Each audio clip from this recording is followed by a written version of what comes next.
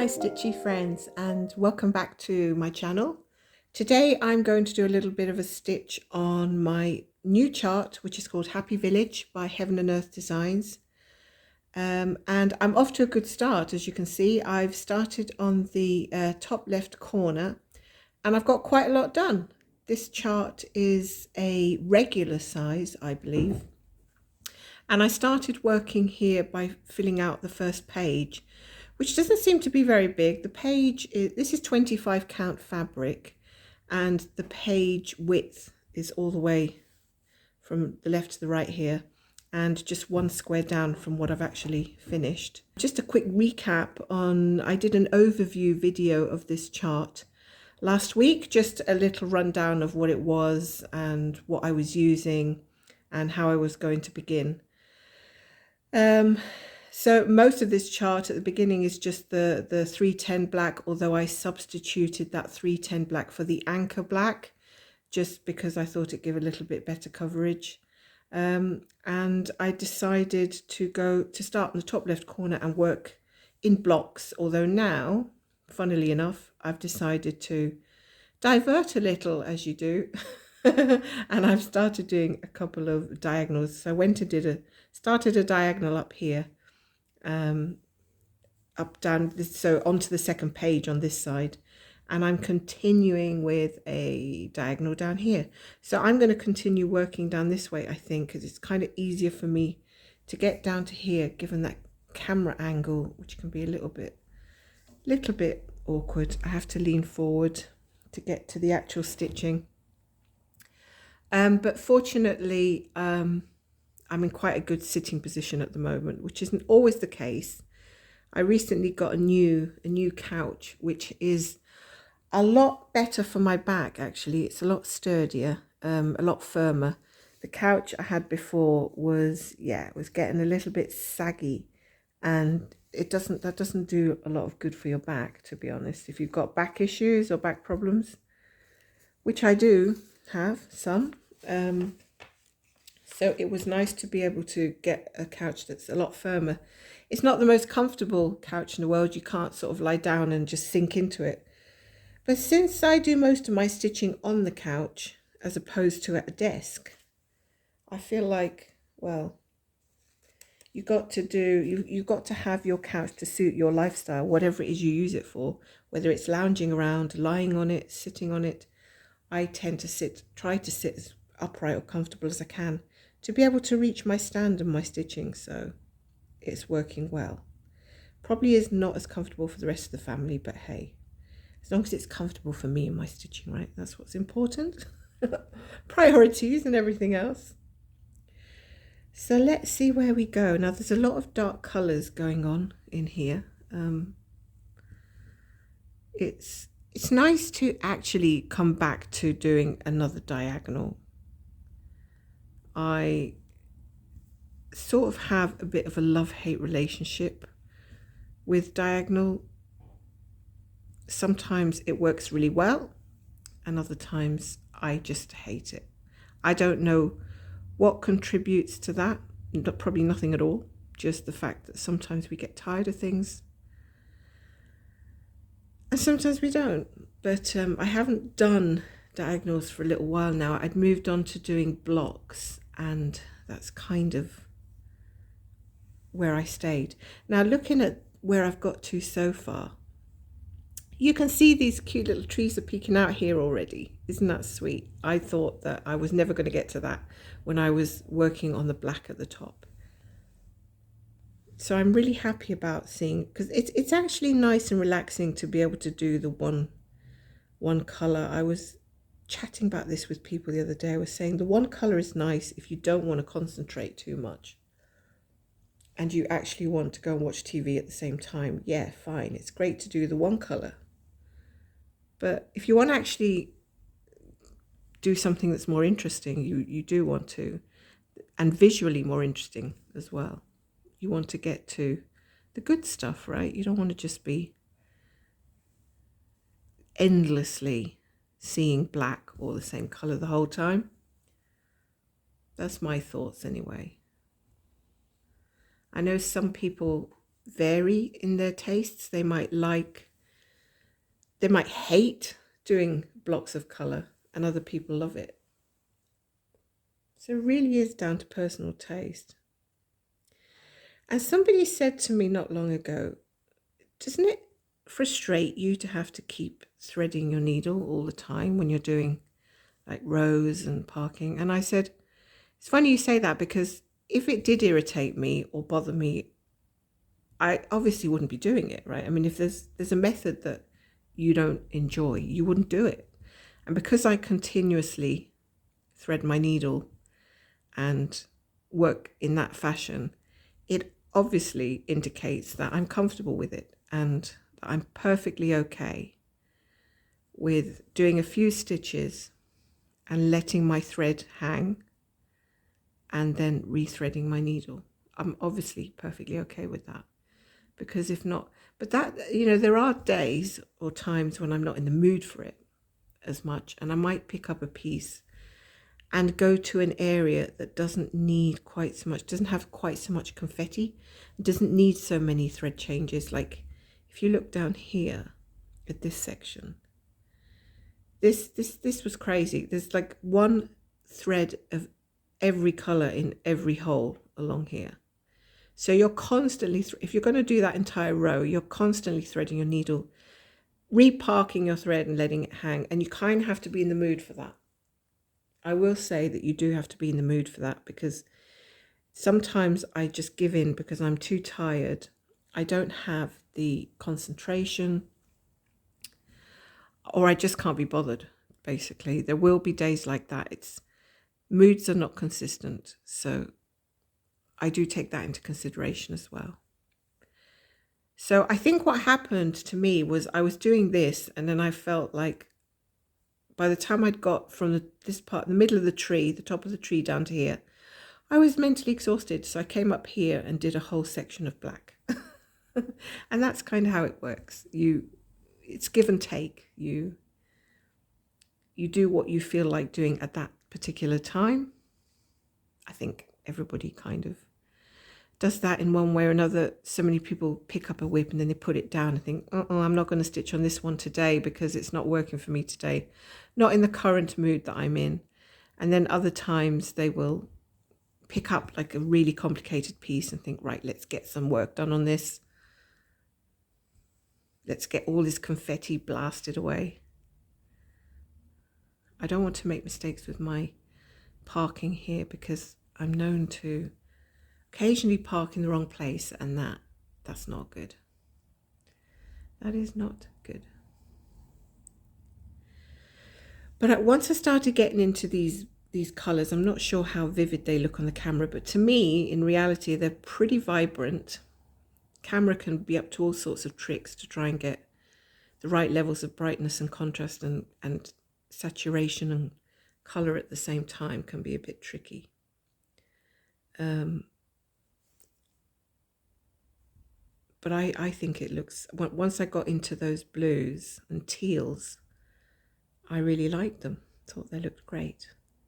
I think my cat's just about settled down now. She's been having a crazy half an hour where I thought, she's not going to let me do a stitch with me. I'm going to have to be standing up every 5 minutes and seeing to her, because she's getting overexcited about flies on the window and things and start crashing around the place. But it looks like she's tired herself out and now she's going to go to sleep, which is great, because now it leaves me a bit of time to do some easy, relaxing stitching.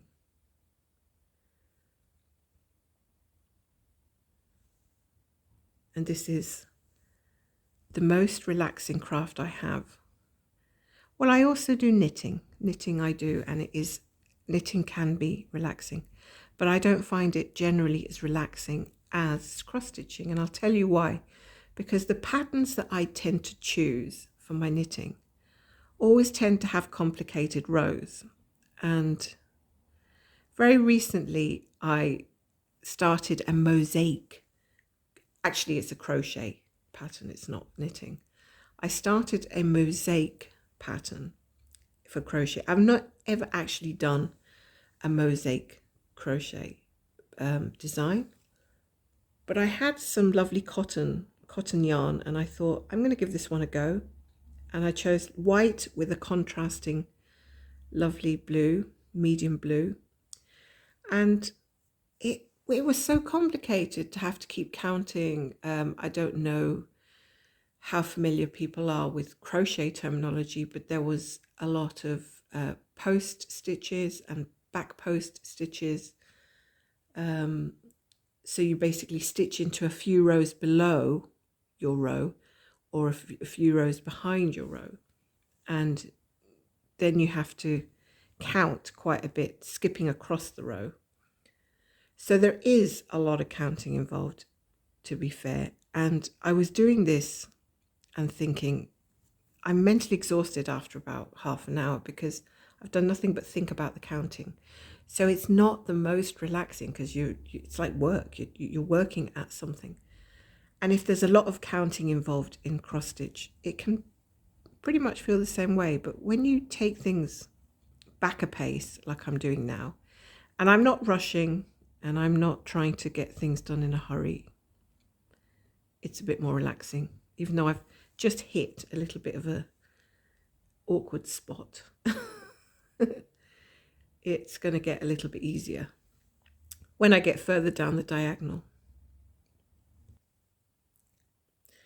So what's also very nice about Happy Village is that at least a couple of other people have started this chart with me, and we are posting our progress on my Discord community, which anybody is welcome to do. If they like Discord or they have a Discord account, they can log in and also share their progress if they're doing this chart.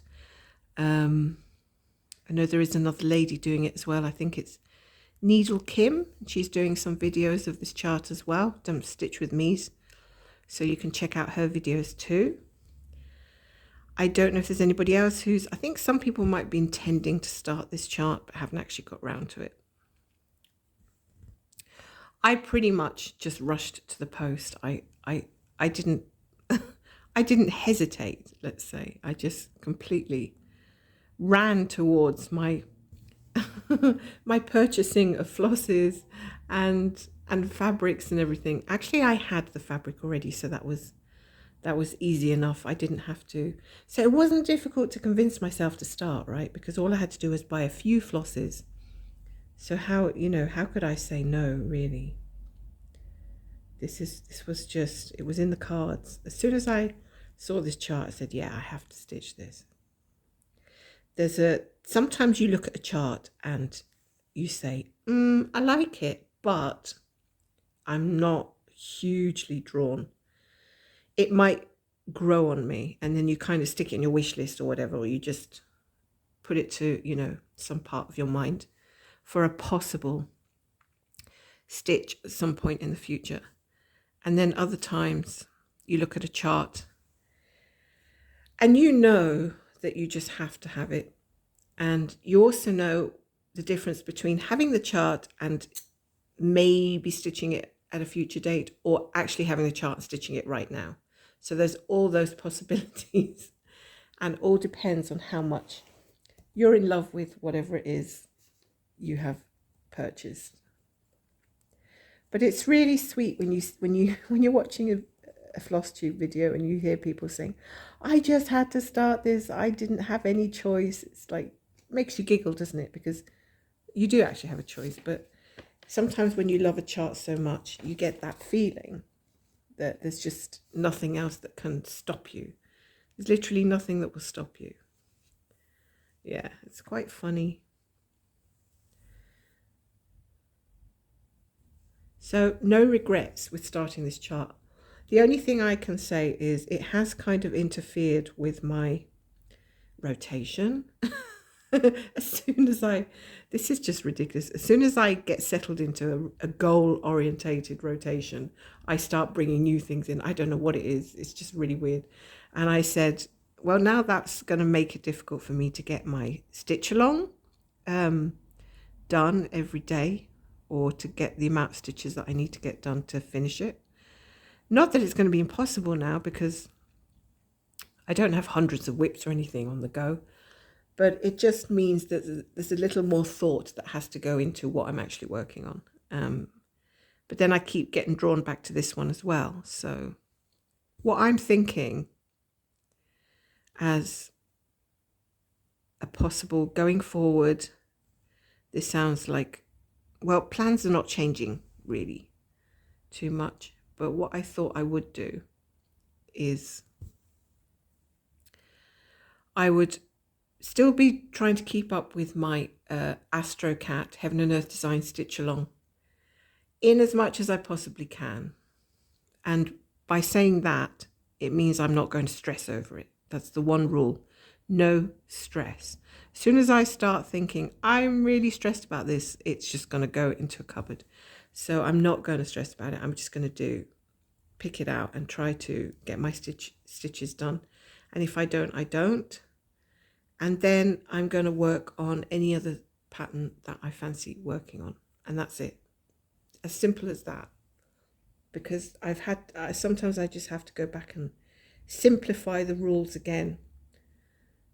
And I know you're saying, but you don't need any rules. You can just stitch whatever you like. Well, I kind of want to get some things moving and finished. I'm definitely going to finish the Thomas Kincaid chart this year. So it doesn't matter whether I get doing more stitches this month or more stitches next month or more than month after. It doesn't really matter to me. I don't have a goal set date as long as it's done this year. And that means I have got literally 10 months to do 10,000 stitches. And I think with all things considered, that's very, very doable. I can just pick that one up as long as I pick it up and do a few every so often.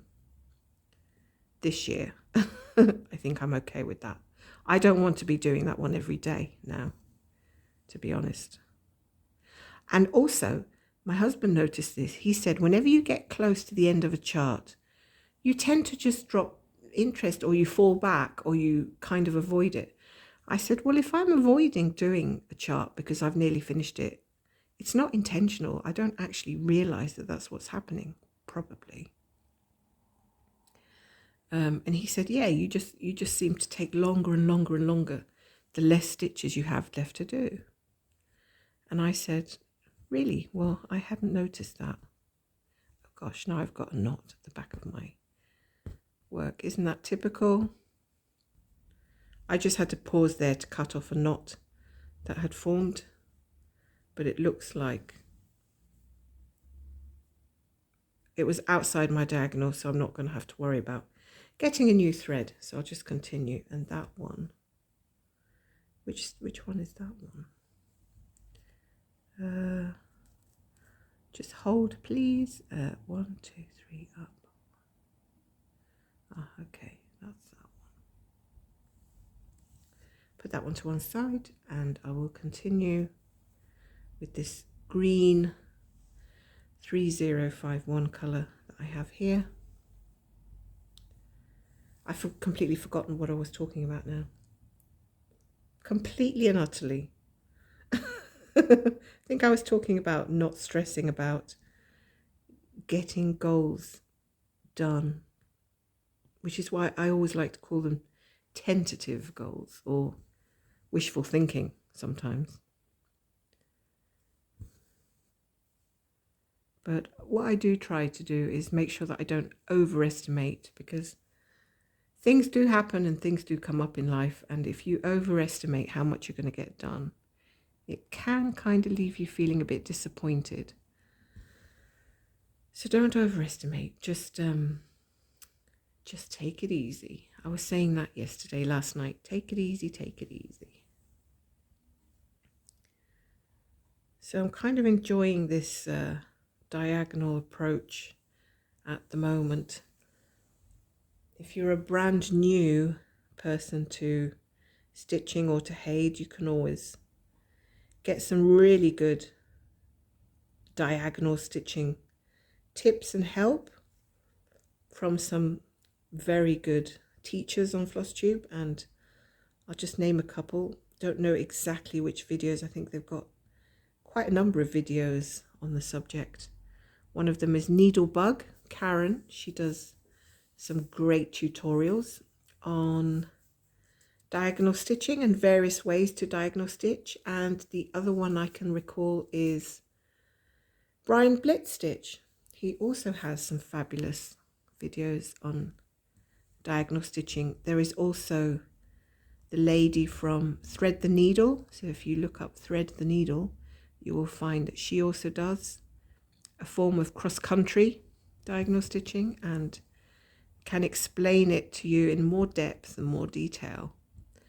So with having these lovely floss tubers up with their videos, I don't think I could do a better job than them, to be honest. I kind of learned my way of doing diagonal with my own sort of style, if you will. Kind of learned from them. Now you might notice, having said that, that I'm not exactly picking one stitch and moving across stitch by stitch. What I'm actually doing is what makes more sense in terms of direction. So I am sort of snaking left to right, right to left, but as I'm going down, I'm looking at the symbols and making a judgment as to where is the easiest way to go, where I want my needle to end up, whether I want my needle to be on further to the left or further to the right of the diagonal. So I'm kind of judging it by sight, however the symbols are highlighted on my screen. Now I need to get a new thread for that one there. And there's also something else I'm doing, which I will show you in a second. If I can find this thread that I need. Isn't it funny how you always have to start a new skein when you only have one stitch or two? Is it just me, or do other people find that as well? Because it's just hilarious, isn't it? Yesterday, I was looking all around for a colour because it wasn't here in my box.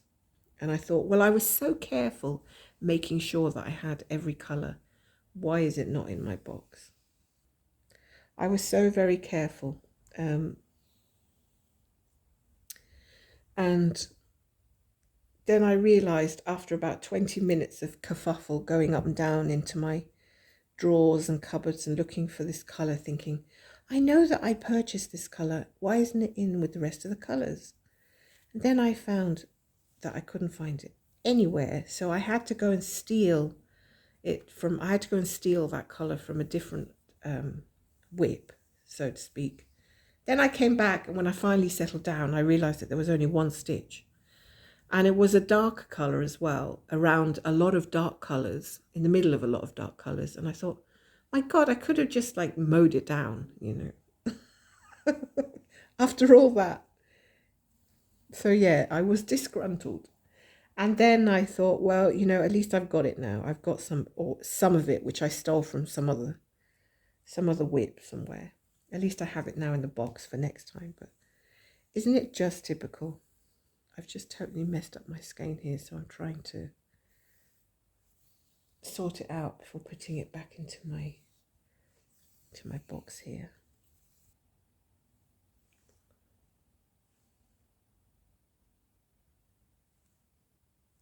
Okay, so I'm finally ready to do this one stitch. Oh, the joys. So what I was wanting to explain to you is one of my sort of made up rules, and it's not my own kind of rule. I know that it's been mentioned before, is that when I'm working down like this in sort of rows, I like to only go down, to have my needle go down a hole. Sorry, I prefer my needle to come up a hole that has no other stitches in it, that hasn't been used. So a completely clean hole in the square as I'm going down. And the only way to do that is to make sure that when I go down with my needle, it's not going to be in a vacant hole either. I have to go down on a stitch that's already been used. If that makes any sense. I don't know if that way of explanation has actually made it more confusing, but it is sort of difficult to explain. I'm trying to count to park. 1, 2, 3, left. So basically, the stitch, if I was to do this stitch now and go down the top hole, if I was to go down and just do that stitch, that hole that I've just gone down is a dirty hole, as they call it, because it's been used. So when I want to do the stitch above it, I have to come up that hole above it, and it kind of pulls a bit of fluff. It pulls a little bit.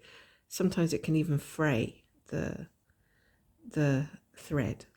So what I do is I make sure that there's always a stitch above when I go down.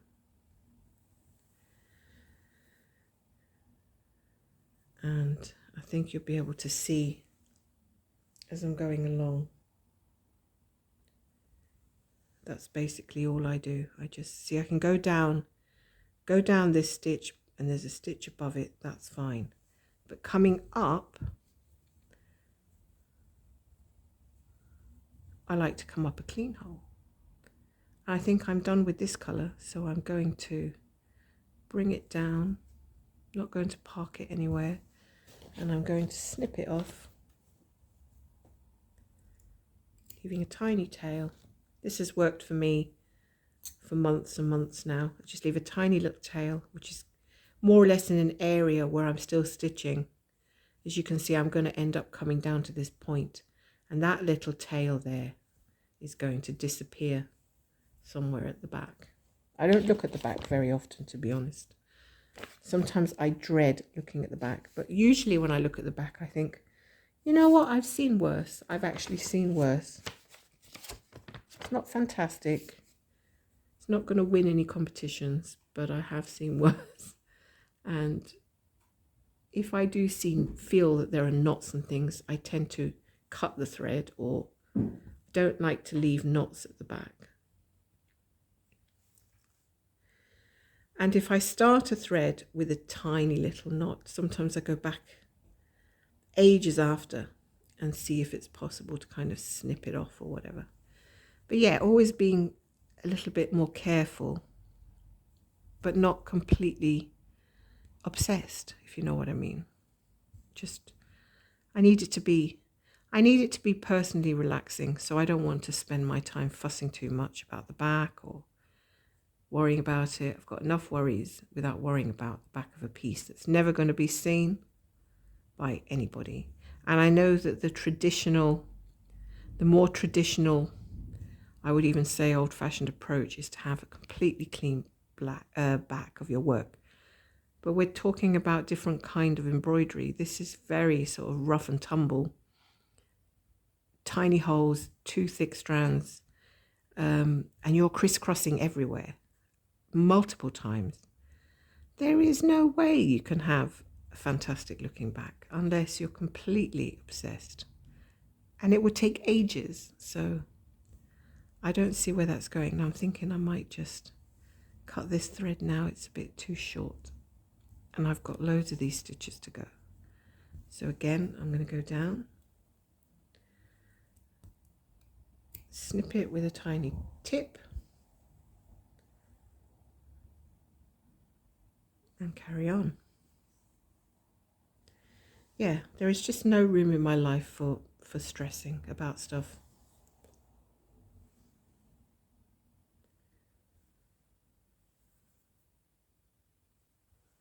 Now, when I do a diagonal, I don't usually enjoy the very last little point, this little last piece at the very bottom, because it gets to such a finite point that it gets, the only way I can describe it is fiddly. It gets a little bit fiddly. However, a good thing is that once you get long into your longer diagonals, it takes ages to reach that little point. But I also don't want to just crop it in a line. So I'm prepared to put up with that little point now, because I know that next time my diagonal will take a little longer to finish. I don't hate it, I'm just not a big fan. Oh look, there you go, you see a big bit of fluff has just come up. I think it's probably from that stitch above. Now I've got to push that down. If you haven't seen this before, I'm using this little contraption called a snag nabbit, and I push through the pointy end into that stitch where that imposter or gate crasher, I should call it, came through, and I'm just going to pull this through from the back, and it's gone back to the behind. Isn't that like magic? That so looks like a magic trick. I love it. Okay, so instead of dropping this thread now and doing these last 2 stitches on this row, I'm going to do the ones underneath because I'm still able to go down those occupied holes. I'm not sure I like the word dirty holes. I think occupied is a word I would personally prefer. Occupied holes means there's something already in them, so I can push my needle down them because that hole isn't going to be used again for any more thread. So I've got 4 stitches along here, and they're all going down occupied holes, and then I will park below. So it doesn't have to be, in fact I'd rather not go stitch by stitch by stitch by stitch, because that would drive me a bit crazy. I think I much prefer to be a little bit flexible, but not run on ahead too crazily. That's just my preference. Everybody's got their own preferences. Okay.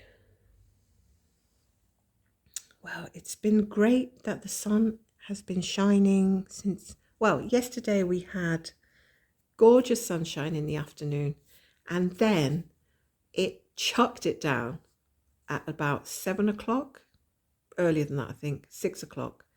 It chucked it down with rain, and then we had thunder and probably lightning, and it was absolutely crazy. And now we have sunshine again. So yeah, do not underestimate the Scottish weather. It is very fanciful. Our Scottish weather likes to show itself off and say, hey, I can do everything in one day. And it certainly does. Having said that, it's really nice now to go outside at 5 o'clock and find that it's not dark any longer. It's still bright. That's actually quite nice. I went to a meeting group yesterday, and when I came out from that, the sun was shining still, sort of. It was probably starting to get a little bit dark. This is at 4 o'clock, but it was still brightish, and it was just as I'd got home, thankfully. Just as I got home, it started to rain, and then the heavens opened. So I was very, very lucky I didn't get soaked. And it was pretty bad last night. Today, it's nice, but I know after being here a few years, it's probably not going to stay that way. It's probably going to change. But things are slowly improving. There's a few little seedlings that have grown in my window boxes, which are nice to see. It's always like the sign of spring. First sign of spring is when you get a few little seedlings growing. Yeah, it does put a smile on my face. So I've gone down no holes so far that have been occupied with thread. And it's a nice steady stitch, this one. There are days when I want to run on ahead or get a piece and just do a little bit of cross country. There will be days when I'm preferring that. And then there's days when I'm preferring this. And some things last longer than others, to be honest. It really does depend on what you like and don't like. I think it's becoming quite the norm for people to do like 4 seasons in one day. They'll just do all the methods on the same piece, which is quite hilarious. I've seen photos people have sent me where they've done diagonals, cross country, royal rows, and I don't know, columns, all on the same piece. And it looks great. There's nothing wrong with it. It's absolutely fine. It's amusing. Which just goes to prove that when it comes to cross stitch, you can do whatever you like. And it's still fantastic. You can change and swap. Or you can stick to the one method throughout the whole journey, which is also very impressive. Shows a lot of dedication, that one. Because some of us get bored with sticking with the same technique, and that some people don't. They just continue on and on and on. And that's the way they like it.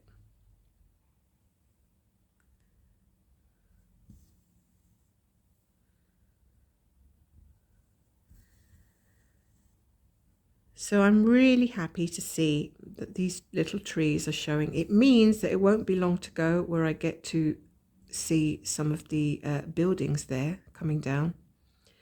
My intentions, and please take this with a pinch of salt, my intentions are to work 4 pages on this Nerge hoop that I'm using, because 4 pages I think is about what I can stitch on here without having to move the fabric. And then once I've done the 4 pages, I will take this off and I will stitch another 4 pages, maybe go down. My thinking is to move downwards rather than across to the right. My reasoning for that is just simply that I will get more details of buildings and everything if I keep going down. I just had an interruption from my son there, so actually did quite well for having no interruptions for the amount of time that I've been recording. My reasoning for working down is if I continue right with this particular chart, I'm just going to be doing a lot of sky and more sky and more sky. And whilst I still want to continue doing some sky, I also want to see what's going on at the bottom. I want to reach those lovely boats as well. So if I'm working down and I go to the bottom, it's not going to take as long as working to the end. And then I can just come back up again. I think, how many pages do we have to get to the bottom? We have, let me just zoom out for a second. 1, 2, 3, 4 and a bit. Say 4.5 more or less. We've got 4.5 of these to reach the bottom. That's not a huge amount, is it? So I can diagonal to the bottom, or whichever way I want. Then I can come back up and go down again. And then I will always hit sky, buildings, sea. And I think that might keep it more interesting. If I, go all the way to the end at the very top, I'm just probably going to get worn out with the amount of black and 823 that I have to do. And it will be, it will be just a little bit dull to not get to see any of the sea or the buildings. So thinking about the chart itself and what it is you want to see and planning it a little bit. Where are you going? She's completely trying to get into my skeins now. Why are you misbehaving, Misty? So I'm going to park this one here. See, I could actually do that stitch because there's a stitch above it. And if I go down that hole, I have used both. I've used those holes with 2 stitches. I won't be using that hole again. So yeah, I could, but I won't. I'm just going to leave it there for the moment. And go back up. I'm nearly done with this little diagonal here. and I'm nearly at the bottom of the page. So the bottom of the page is 2 rows up from the bottom here. 2 rows up from the bottom of this block is the end of the page. I don't stop there. I always go down to the bottom of the square. Even if the page ends just above the bottom of the square, I always go to the bottom of the square. And then I just hit that point, the end of the diagonal, come back up here and continue another diagonal, or maybe go up there. That's the plan for the moment. Trying to think. I don't even know what I'm trying to think. I'm losing it, guys. I'm losing it. Let's see. Refocus, recalibrate. Okay. Right. So a lot of these colors all look very similar. They're all like, I can't really see the difference between these two. I know there's a difference, but it's very subtle.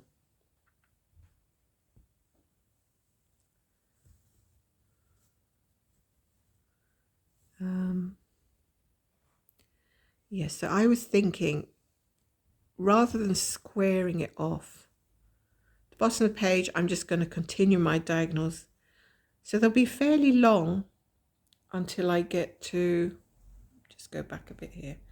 They'll end up coming down fairly long until I get to the bottom of the second page, which will be somewhere down here. So if you double that width, so that's the width of one, that's the width of the next one. Yeah, so plenty of space to do 2, and I will just complete the diagonals all the way down, as well as continue the diagonals on the other side. We'll see what way it works out. It'll be fine. I say all that. Next week I'll come on and be going, look at my lovely rows and columns. Oh dear.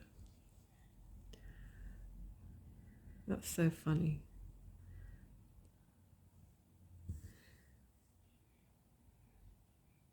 Right, I'm going to switch my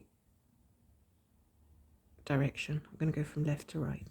So I look at the symbols and I say, well, there's more stitches on this side on the next row. So maybe I'll start stitching on this row from the left instead of from the right. And I can park it in a better spot. It's like figuring out your best parking spot for your car. When you want to come out of your parking space, where is it going to be easiest? So now I can park it just below this one. That makes sense to me. Yeah, sometimes you need to have a little bit of, I wouldn't say skill exactly, I'd say, I don't know what the word is. Maybe you can find the right word. You just kind of need to know, have a rough idea, or learn the best maneuver, the best tactic to make it easier for you to stitch.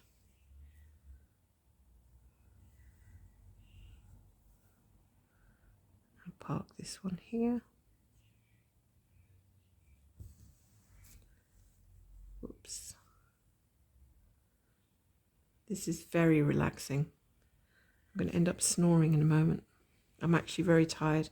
I did not get to sleep last night. I've been having real trouble trying to get to sleep. I am terrible for tossing and turning and just lying there thinking I'm falling asleep, but I'm actually not. And thoughts just end up in places that you think are a bit alien. I just don't know what kind of rubbish goes through my mind when I'm lying in bed. None of it makes sense. One moment I could be thinking about eating, I'm seeing strawberries with cream in my head. The next moment I'm riding a bicycle. The next moment I'm seeing somebody from like 20 years ago that I used to work with. The next second I switch to a different image. I might be on a plane. In the next image, I'm seeing the contents of my refrigerator. In the next image, I don't know, swimming in the ocean. Just what is going on? It's just like all these crazy things. And then I'm thinking, I really need to get sleep. I wish my brain would just shut up, would just shut down. And before I know it, it's 2 o'clock in the morning. And I just cannot keep still. I have what I think is called is restless leg syndrome. I'm constantly shuffling around and dancing in the bed. My husband calls me Michael Flatley. If you don't know who Michael Flatley is, he's an Irish dancer. He does the river dance. The way they dance is they don't move their arms. They just move their legs. They kind of hop up and down. Really fantastic the way they dance. And that's his nickname for me, because I just lie there with my legs jumping around the place. Obviously, I'm not dancing, but and he's just like, oh my God, would you please stop jumping around? I'm like, I don't even realize I'm doing it. Honestly, I just do not even realize that I'm doing it. I just cannot get comfortable. I get too hot, then I get too cold, then I get too hot. And sometimes I even worry that something's going to attack my toes. I think I watched a movie once where the lady was lying in the bed and the covers that were on top of her were kind of creeping upwards, revealing her feet. And then something like a hand or something came up and grabbed her foot.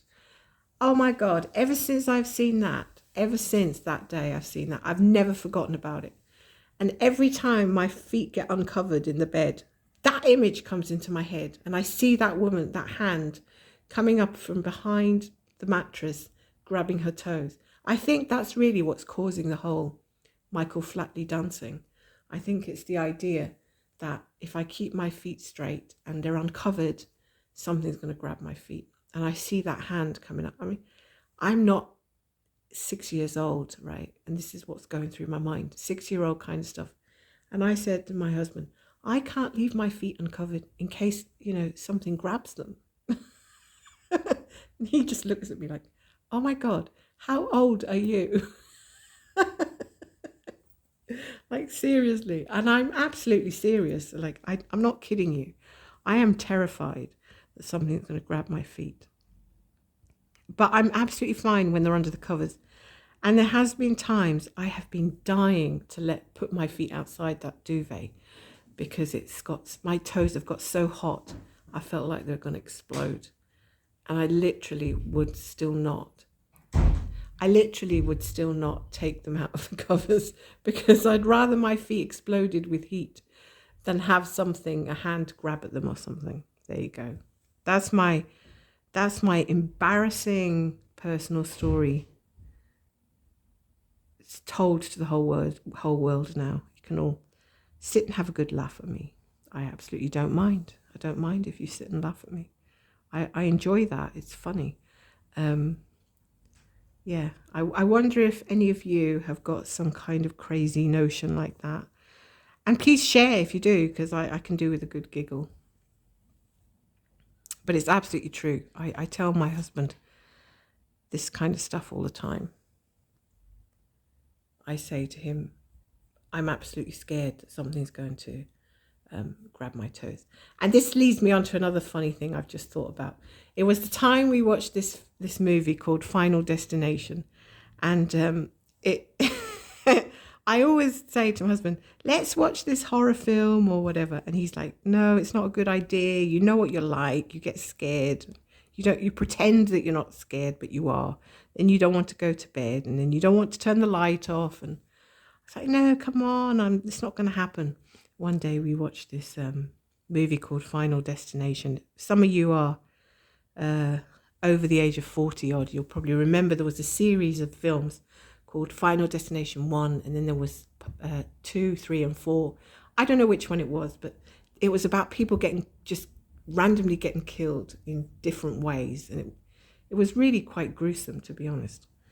I did not like it at all. And I remember at the time we were living in a place where we had that kind of furniture where you've got your bed and you've got the cupboards above your bed like surrounding your bed. So you've got 2 wardrobes either side of your bed, or 2 closets, and then you've got the cupboards above your head. So when you lie down on your pillow and look up, you're looking at the bottom of a huge cupboard. So I really don't like that. Anyway, like I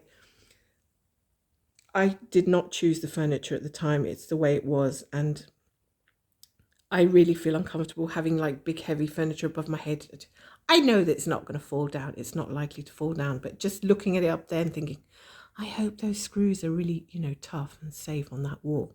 Like if you think about it too much, it would just, you would not sleep. Anyway, we watched this movie, and in one of the scenes, there was a girl or something. It was like, it's kind of vague, but she was lying in bed or something, and this huge thing fell on top of her head and crushed her head completely. I'm not going to go into detail, but you can imagine in a fiction movie like that, it's going to be gruesome, blood splurted everywhere. It's just like awful and probably not realistic, but yeah, she just went like a pancake. And then my husband looked at me and thought, oh God, she's not going to go to bed tonight, because we had that furniture that was above our heads. And he said to me, how are you feeling about that? I said, oh, I'm not bothered. It's fine. It's not bothering me at all. So anyway, eventually I ended up going to bed earlier than he did. He sometimes goes off and starts playing a computer game. I said, I'm going to bed. I'm tired.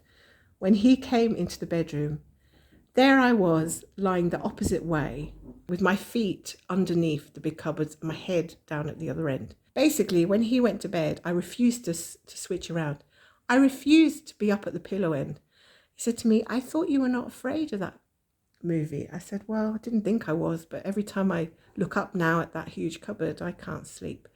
So I actually ended up sleeping right next to his feet, which wasn't the best place to be.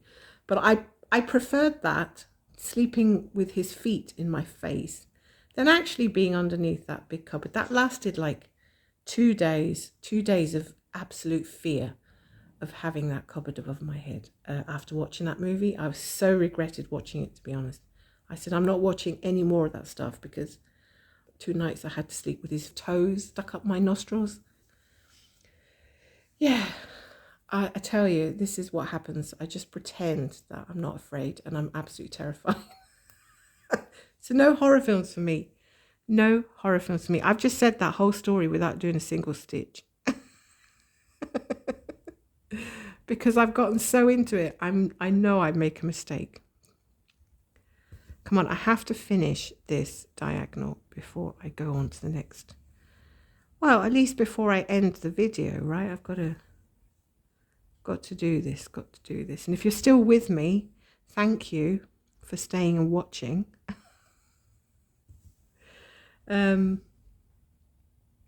It shouldn't be that difficult now, because we're on to only using like 2 or 3 colors in this patch down here.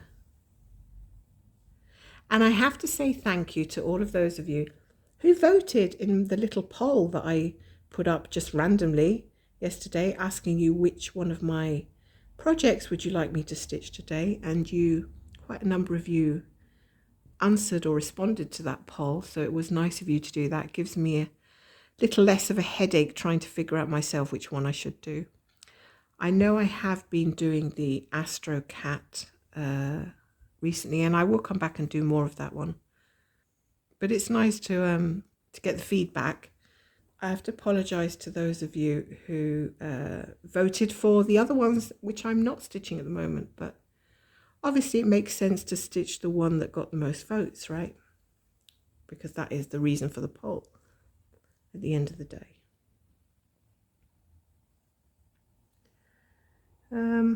My cat is driving me crazy now, and I'm trying my hardest not to have to get up, because if I stand up right now, I'm going to have to move everything out of the way, camera and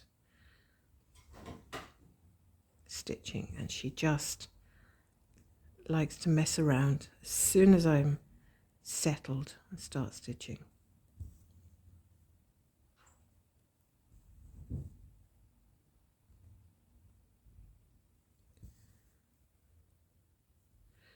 I can hear my son playing computer games. So there's no school at the moment. It's half term, not half term. I think it's midterm holidays that they have this time of year. It's also Valentine's Day coming up. Do you do any sort of celebrations on Valentine's? We don't really do anything, although my husband got me a beautiful card the other day, which I absolutely adored, and it was a really special card, and I know that he made extra special attention. He gave extra special attention in picking it, and it was just, the verses were so lovely. I'm just so happy about that. And no, I haven't got him one. Although, to be fair, I gave him a really lovely Christmas card, and he didn't give me such a lovely Christmas card. So it's kind of balanced out now, I think. So we don't do anything special really, but somebody said on Valentine's, and I can't remember, sorry if you're listening, but I can't remember which floss tuber it was, said that that they make Valentine's. Oh, I think it was Stephanie from Endpoint Stitcher. She said that they have lovely family time together on Valentine's evening, and they do a meal. The whole family gets together for a meal and do lots of little decorations with hearts and things. And I thought that was a really lovely idea. A lovely idea, but I think she has daughters, whereas I've got a young teenage boy, and I don't think there is any chance in hell I would get him to the table if it was decorated with pink hearts and, you know, lovey-dovey stuff. He would lock himself in his bedroom and not come out until it was all finished. So yeah, that's not going to happen in my place. If I decorated my room, my dining table with Minecraft clay figures or something, or I don't know, whatever it is that they are into at the moment, then that might be a bit more alluring than the Valentine's stuff. Right, I think I'm going to have to leave it here now because my cat has decided to try and climb up the curtain, and I'm going to have to move to rescue her. So this is the end of my Stitch With Me session today. I hope you've enjoyed some of it at least. So I have to thank you for spending the time with me. It's always a joy. And also thank you quickly for the messages that you send me and all the support in the comments. I really love that. It just gives me such a nice feeling. Helps me to continue with making the videos, actually, is getting that feedback. It's really important for people to know that their videos are being, you know, well received. I mean, otherwise, why would we do them? So yeah, it's been lovely, and I'm going to go and rescue my cat before she goes and gets a bit even crazier than she is at the moment. So I will see you guys again soon, and I hope, if I don't speak to you before, you have a lovely, lovely weekend. So take care, God bless, and I'll see you again. Bye for now.